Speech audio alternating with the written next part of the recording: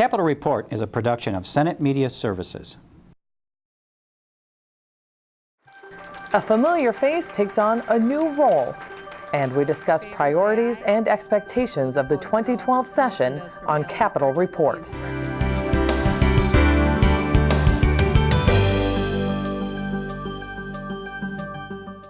Hello, everybody, and welcome to this week's Capitol Report. I'm Julie Bakk. The 2012 legislative session will convene in just days, and when the gavel drops, a familiar face for the Senate GOP caucus will lead that caucus in a new capacity. Former Minority Leader Dave Senjem was elected Majority Leader in late December following the resignation of Amy Koch. This is a great honor. It would be for anyone. It's especially great because I have an opportunity to represent some of the finest people on the face of the earth, and they stand behind me. They are wonderful senators. We have a wonderful caucus. Over the course of the last 2 weeks, we've gone through a difficult period. But we've come out of that, and all directions now are looking forward, no more looking backward. The 2012 session is what we have looking us straight in the face, and that's what, frankly, the direction we're looking, and of course the 2012 elections. We caught up with the new Majority Leader to discuss his position and his legislative priorities. So, Senator, you recently held the post of Senate Minority Leader, and now you, of course, have been elected Majority Leader with just days before the legislative session begins. What do you have to do to prepare?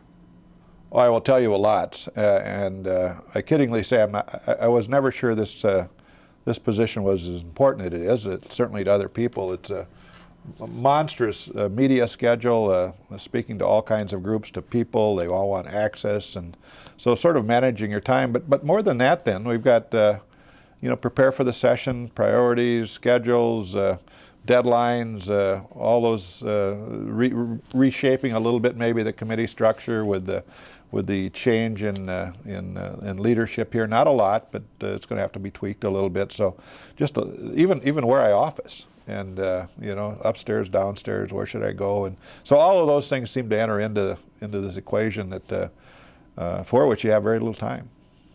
Well, let's focus a bit on the legislative session. What are some of the top priorities for you and your caucus? Well, they will remain just as they always have been under Senator Koch, and frankly, at the direction of our caucus.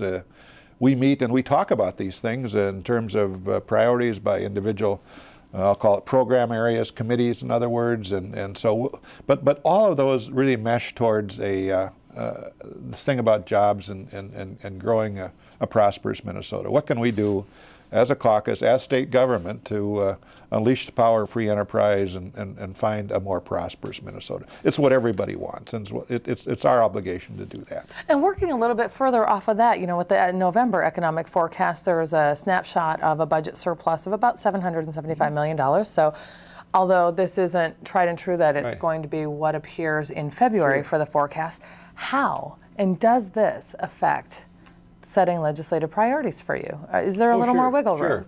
There's a little more wiggle room now. I think we just need to be cautious about that 876.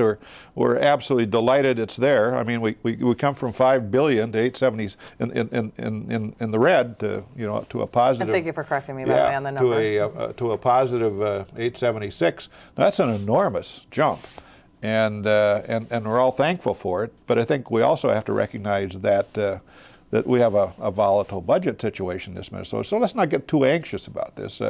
We're going to see a February forecast. If that holds a little bit, that will be helpful. But in my view, we sort of slow down, take a breath, understand what happened in 2007 when we all came and rejoiced. We had $1 billion deficit. Surplus. We immediately spent that, and it seems like a year later, we're 925 in the hole, and so. I think, in my view, let's just take a deep breath and be cautious about how we deal with this.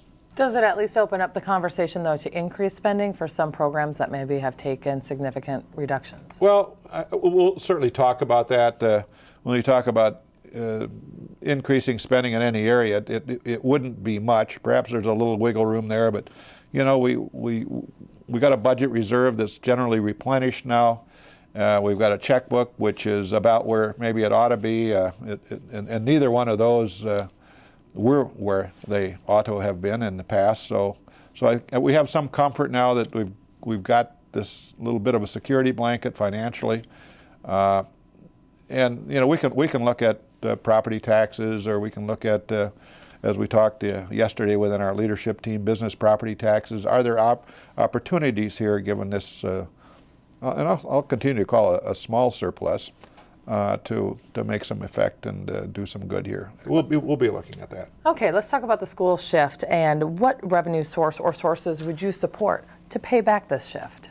Well, obviously you want to grow your economy and pay it back that way. That's the way we ought to pay it back, and then, you know, there's kind of a reality, and I'm not sure exactly at this point where it's all going, but certainly in the great mix of all of the discussions related to the Viking Stadium, there are proposals that deal with gaming that have a portion of gaming revenue going back to pay this school shift off in a more accelerated way. So that's an option too, and man, all of these are sort of right on the horizon out there. The reality is we don't know exactly how it's going to unfold, but certainly conversations occur on this.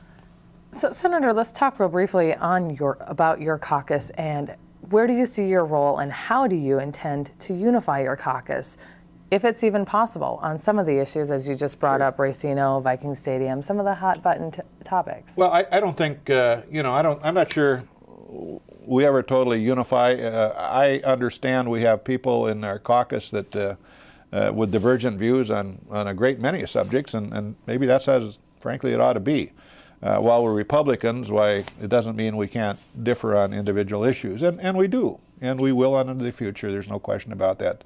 So I think my efforts towards unifying the caucus is just kind of trying to unify the caucus just from the standpoint of bringing us together, at least allowing us to focus on certain priorities, and doing it in a family sort of way. I think, you know, we're family first, we're legislators from the standpoint of trying to agree on things second, but let's just kind of work in the family and see what we can get done.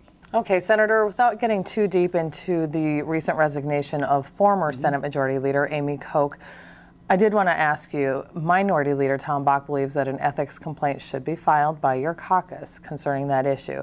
You've stated publicly you're not going down that road, and as far as you're concerned, this is a chapter of legislative life that, in my view, quote, is over with. Let's move forward. So, Senator, do you think the public is going to allow you to move forward?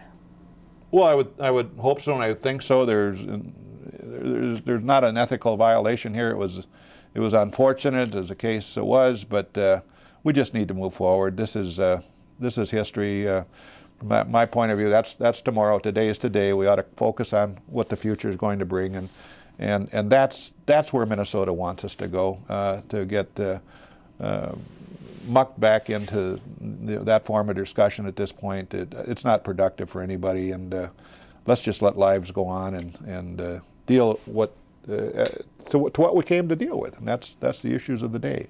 Okay, last question, just days away from the start of session. What are your expectations?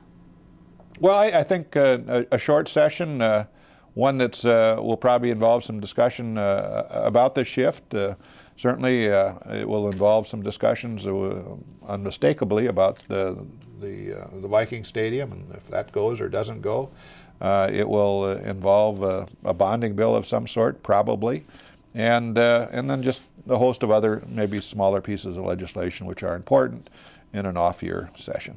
Okay, Mr. Majority Leader, thanks for your time. We certainly appreciate it. Good. Thank you, Julie.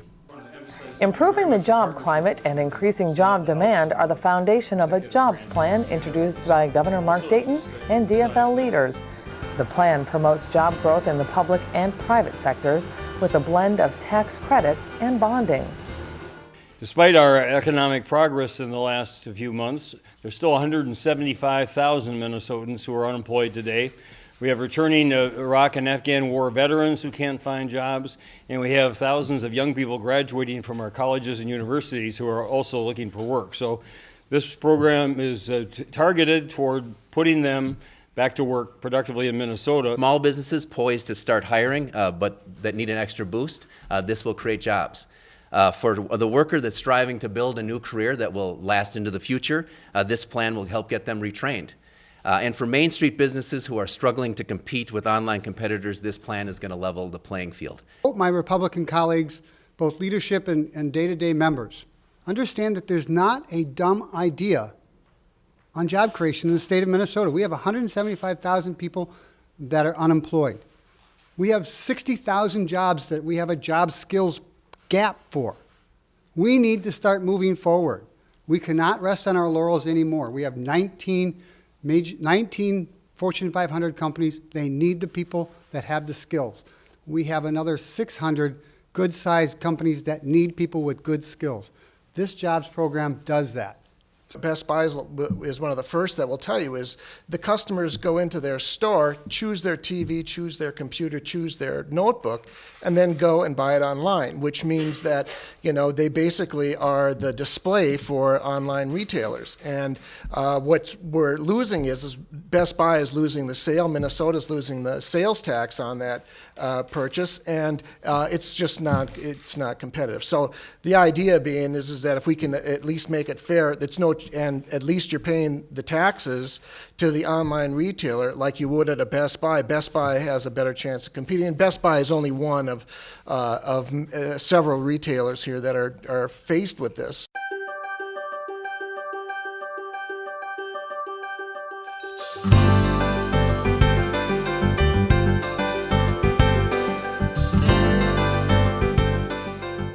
Senate Minority Leader Tom Bakk is here now to discuss more about the jobs plan and a little bit about his expectations for the upcoming legislative session. Senator, thanks for joining us. Thank you.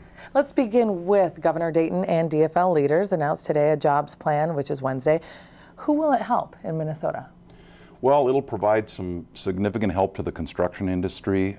He's going to propose a $775 million bonding bill. That's the level of bonding that's anticipated in the budget forecast, so it really won't cost any money that we haven't already factored into the current budget. The construction industry in Minnesota is in more than a recession. It's in a depressed state, and it's one of the things the state can do to stimulate that industry. It's a big piece of the state's GDP. So looking forward to trying to shepherd that through the Republican-controlled legislature so that we can give the construction industry a boost. There's a couple other really important pieces. He's going to put some pretty significant revenue into the Minnesota Investment Fund. That's a program over at the Department of Economic Development that gives businesses up to $500,000 for public infrastructure to expand or relocate. It can be a grant or a loan. It's a very, very good program. I believe Governor Dayton was actually the Commissioner of Economic Development in 1983 when that program was created, so he's very familiar with it. Last session, the Republicans actually zeroed that program out, and when we were in the budget discussions in June, myself and the governor said, don't you understand where this money goes? This money actually goes to help businesses expand. And fortunately, in the special session and later in the shutdown, we were able to get some of the money restored that the Republicans had zeroed out last session. So the governor's going to propose putting some additional money into it. The governor, really the key mark piece of it is his jobs tax credit, the $3,000 tax credit for businesses that hire an unemployed or a recent college graduate. That I think is going to be a very popular program. I think it's going to help put some unemployed Minnesotans to work. It's going to take a little of the anxiety away from businesses that are kind of on the cusp of hiring, but don't know for sure if they quite want to pull the trigger. I think it could provide just the incentive to get some businesses that are thinking about hiring to pull the trigger and do that. How optimistic are you that these proposals will be embraced by the GOP caucus? Well, almost everybody that's serving in the legislature is talking about jobs. And I guess if people want to throw cold water on the governor's proposal, I guess then they should show us something else that will definitely lead to job creation. And it's just not as easy as cutting taxes and somehow businesses are going to create jobs. I just don't think that that by itself is true. And we've learned that over the Governor Palente's Job Z tenure, where we exempted businesses from taxes completely for up to 12 years. No sales tax, no income tax, no property tax. And we had a tax credit on the income tax withholdings. And we had very little success with it. Now, I was the Senate author of that with Governor Palente, and I'm not critical of him for proposing it, he at least tried something. But what we learned is it's about more than just taxes. It's more than just that businesses consider when they want to relocate or expand. So in your opinion, though, would lowering or eliminating that corporate property tax or any corporate taxes be a part of the equation? You're a former tax chair, Senate tax chair. Where do you think it fits in? I think all the studies I've looked at, clearly the most important consideration that a business looks at when they decide whether they want to expand their business or maybe relocate to their state, it's about availability of a quality, skilled, well-trained workforce. That is the overriding consideration. The most important thing we can do for Minnesota's employers is provide them with a pool of very qualified workers. And that means we invest in early childhood and K-12 and in higher education, into skill training for incumbent employees to upgrade their skills through the Job Skills Partnership at Economic Development. There are very good vehicles in place. That's why Minnesota's been successful, is because we have had a very, very high quality workforce. Senator, some of the issues expected to be watched closely this session include voter ID being placed on the ballot as a constitutional amendment. We've got the Viking Stadium, we have Racino. What are your expectations for this session? Well, I think the most important thing for leaders to think about going in was last year was a disaster. The notion that we couldn't get done on, not only couldn't get done on time, we couldn't get done without a government shutdown, and running 20 days into a historic government shutdown, the longest state government shutdown in the country's history, I think has really undermined the public confidence in the institution. And so I think it's very critical that we get in, we get our work done in a timely and a bipartisan way and get out. And I've suggested to the leaders that we adjourn before Easter. So the date that I have put up there is April 2nd. I don't see any reason we can't do that. There are normally only 4 things that are considered in the non-budget year. Supplemental budget issues, because we built a budget last year based on revenue projections. The projections have been okay, so there really aren't any supplemental budget issues.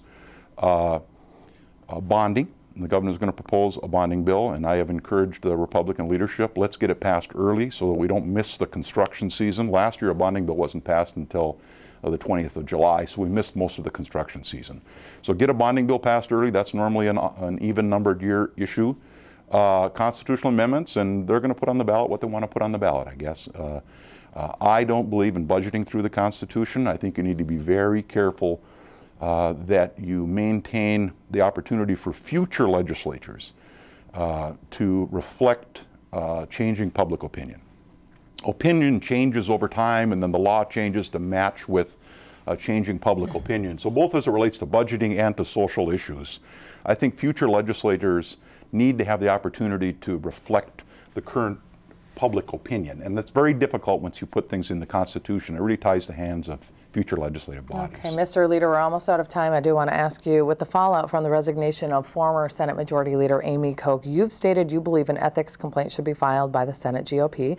New Majority Leader Dave Senjem says he's not going down that road, and he thinks that if there should be an investigation, you should file the complaint. Are you going to pursue this?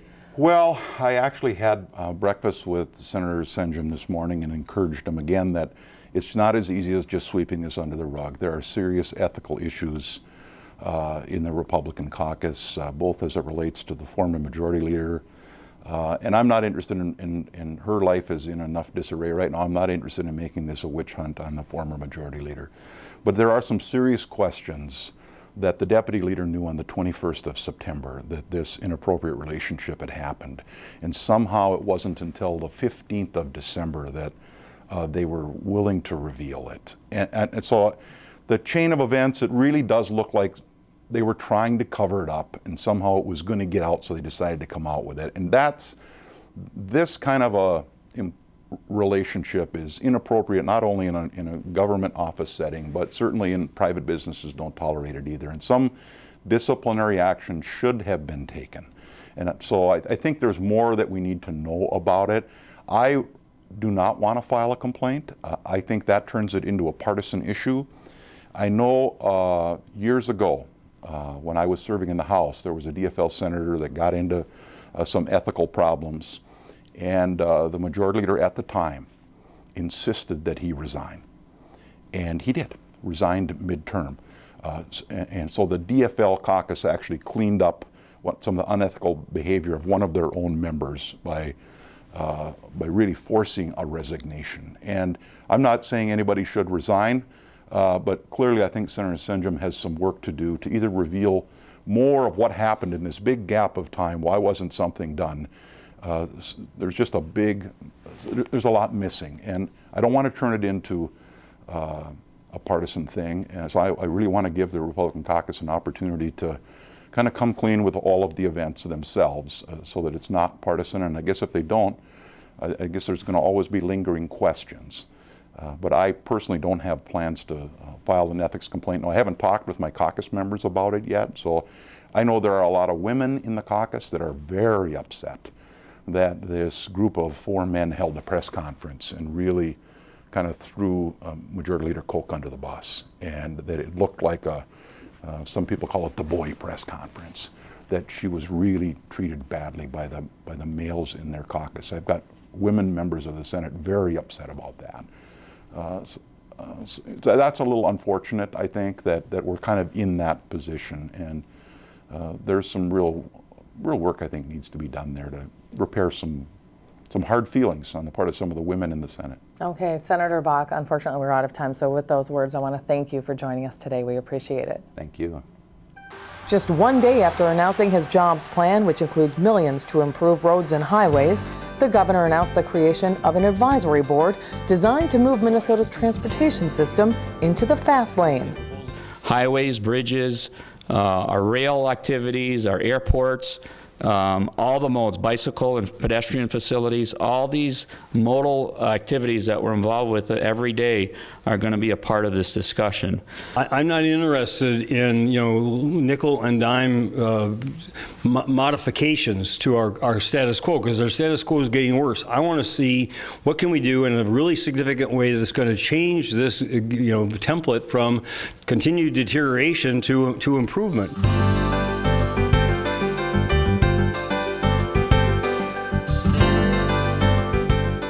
To provide a broad perspective of the 2012 political landscape, we have University of Minnesota professor Kathryn Pearson. Thanks so much for joining us, Dr. Pearson. My pleasure. Great to be with you. I want to begin with understanding the dynamics of the past few months, the changes with Senate GOP leadership. Do you think members of the legislature can move past these distractions and have a productive session? Well, I think Republicans, particularly Senate Republicans, are trying very hard to move past these distractions. After all, this came on the heels of a government shutdown where the public in Minnesota was already looking at both chambers in the legislature, both parties, and the governor quite skeptically about the way they function, and then all of the trouble for the GOP. So both parties, but especially Republicans, have a lot of incentives to make this session smooth. What do you think the public's perception of this legislature is?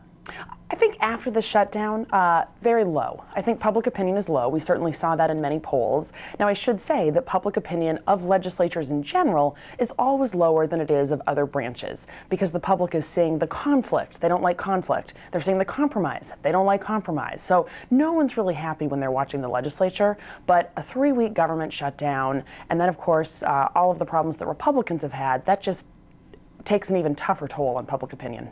I want to talk a little bit about the 2012 legislative session, and some of the issues that are expected to be watched very closely, of course, include voter ID, the Viking Stadium, Racino. These are all very controversial measures. So in your opinion, is the legislature taking up an unprecedented amount of controversial bills, or expected to anyway, or do you think this is status quo? Well, we always see controversy in legislative sessions, although one could easily imagine the second year just being a bonding bill and having the legislators go home. And after all, with new lines, every single member up for re-election, you would think they'd want to have extra time to campaign and not focus on controversy. But of course, the Vikings issue essentially has been handed to the legislature, and then they are talking about a bonding bill. Racino, of course, comes into play. And then Republicans had set the table last year for the possibility of voter ID and other amendments as well. But they may find that there's so many controversial things going on that they want to minimize controversy. But voter ID, I would expect to see. Okay, I want to talk, you touched briefly upon the legislative districts and the changes that are impending. So in general, what kind of changes do you anticipate? Well, it depends which map you look at. Of course, we've seen 3 different maps, and we won't know what the panel does until February 21st, February 22nd. And so I think that members of Congress at the federal level and all state legislators are waiting in anticipation. You know, will they be forced to represent and run for re-election with a lot of new constituents? Will they be forced to run against someone of a sitting legislator of their own party, of another party? And so I think there is a lot of anticipation. Yeah, so given history though, and what is your academic perspective of perhaps how these districts might be redrawn? Do you have an opinion? Well, what we know is that we're not going to have purely political lines. You see that in states with unified party control of the legislature and the governor's mansion. And that's not what we have. So of course, Governor Dayton vetoed the Republican plan, which would have disadvantaged DFL members. And so I expect that the panel will take into consideration issues of compactness, of contiguity, and of respecting existing communities. So, and Representative Sarah Anderson, the House author of the bill, she said that she is trying to work with the Democratic caucus right now, the DFLers, to try to put together a new map that might get some bipartisan support. Do you think that this is realistic? I think it's a good goal to aspire to, but I actually don't think it's that realistic. Sometimes in some states with divided control of government, we do see these type of incumbent protection plans. But in this case, given all the conflict, I wouldn't hold my breath for that. Okay. How does any national election, such as the GOP presidential primary, impact state legislative actions, in your opinion? Is there any correlation? Well, I think that it is a presidential election year is hugely consequential when thinking about the 2012 legislative elections, because it means turnout will be high, and it also means the strength of each party's candidate will affect mobilization efforts at the national level that will then trickle down to the legislative level. But in terms of of course, on the Republican side, the caucus is coming up on February 7th. I don't see it having a huge impact on legislative activity. From a state perspective, are you looking ahead to 2012, and do you expect perhaps any fallout from the government shutdown, from things that have happened within the Senate GOP caucus? Do you expect that to translate in November? I do in a couple of different ways. I think the reputation of the legislature has been hit hard, more on the Republican side, but on the DFL side as well. Voters will go to the polls thinking about the shutdown, thinking about a legislature that's been unable essentially to get its business done. Now, of course, the reputation of the legislature could change if the 2012 session is smoother and they do resolve some of these really tough conflicts, including the Viking Stadium. But I do think that the government shutdown will be used in the campaign, and so I think it'll matter. The other way in which it will matter for Republicans is this $2 million shortfall will make it really tough to recruit quality candidates, not necessarily because of the financial issue, but because good Republicans who might be strong challengers might think twice about running in this type of cycle when public perception of the legislature is low. Dr. Pearson, it will be very interesting to get you in at the end of session so we can compare notes, but we appreciate your time. Thanks for joining us today. My pleasure. Thank you.